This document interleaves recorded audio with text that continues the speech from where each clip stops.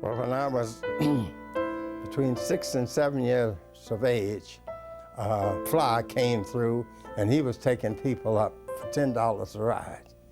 And my father had known that I'd been watching airplanes and building models and that, and he gave me a ride, and from that time I was bit, and from 6 years of age. Finally, it reached a time when I was 16, he carried me out at the airport and to get flight instructions. And the director, they told him, we don't teach colored to fly. They don't have the intelligence.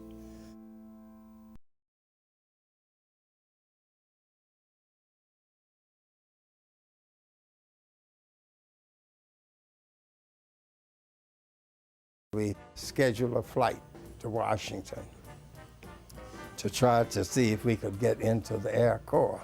We were to meet a man there who had broken segregation in Washington restaurant at the airport. His name was Edgar G. Brown. And he had some great contacts in Washington.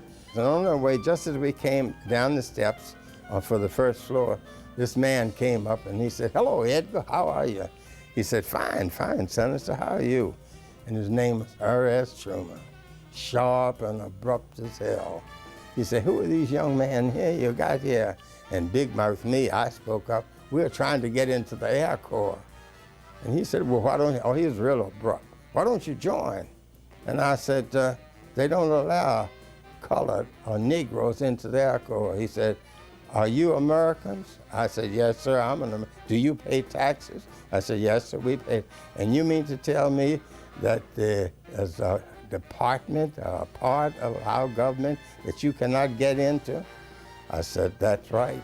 And he said, "Well, I'll see about it." By the time we left New York and came back to Washington, the Committee for Military Appropriations, you see, had met and had decided to appropriate $3 million to include the Negro in civilian pilot training.